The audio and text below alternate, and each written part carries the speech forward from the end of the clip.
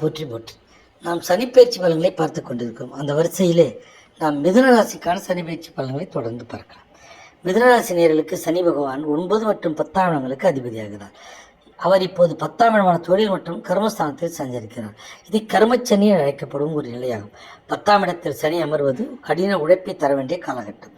சோம்பலுக்கு இடம் கொடுக்காமல் சுறுசுறுப்பாக செயல்படுவதற்கு இந்த பயிற்சி மிகச்சிறந்த பலன்களை தரும். இந்த ஆண்டின் பிற்பகுதியில் குரு பகவான் உங்கள் ராசிக்கு 2ஆம் இடத்திற்கு வரும்போது சனியின் தாக்கத்தால் நீங்கள் மேற்கொண்ட கடின உழைப்பிற்கான பலன்கள் இரட்டிப்பாக கிடைக்கும்.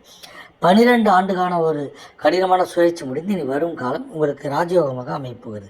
சனியின் பார்வை உங்கள் ராசிக்கு 12, 4, 7 ஆகிய இடங்களில் உள்ளதால் குடும்ப விவகாரம் மற்றும் வெளிநாட்டு பயணங்களில் திட்டமிட்ட நடைமுறையை கடைபிடிப்பது அவசியம். குடும்ப உறவுகளில் சிறு குழப்பங்கள் அல்லது புரிதல் குறைபாடுகள் ஏற்படும். ஆனால் ஜூன் 26க்கு பிறகு அவை அனைத்தும் நீங்கி அமைதியான சூழல் நிலவும். வாழ்க்கை துணையின் உடல்நலத்தில் அக்கறை தேவை. பொருளாதார ரீதியாக செலவுகள் கட்டுப்பாட்டுக்குள் இருக்கும். பணவரவு சீராக இருக்கும். பூர்வீக சொத்துக்கள் மூலம் திடீர் லாபம் கிடைக்கும். பழைய கடன்களை அடைப்பதற்கான வழி பிறக்கும்.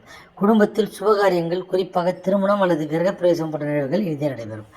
தொழில் மற்றும் உத்தியோகத்தில் நிலையான தன்மை நிலவும். பணியிடத்தில் அதிக பொறுப்புகள் உங்களுக்கு வழங்கப்படும். புதிய தொழில் துவங்க நினைப்பவர்களுக்கு சரியான தருணம்.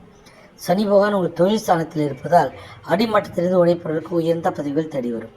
உத்தியோகத்தில் இருப்பவர்களுக்கு இடமாற்றம் அல்லது பதவி உயர்வு கிடைக்கும். சக ஊழியர்களின் ஒத்துழைப்பு முழுமையாக கிடைக்கும். 2026ஆம் ஆண்டின் 2ஆம் பாதி பணவரவு மற்றும் தொழில் முன்னேற்றத்திற்கு மிகவும் சாதகமான காலகட்டம். கல்வியில் மாணவர்கள் சிறப்பான முன்னேற்றம் காண்பார்கள். நீண்ட நாட்களாக புரியாமல் இருந்த பாடங்கள் நன்கு புரியும்.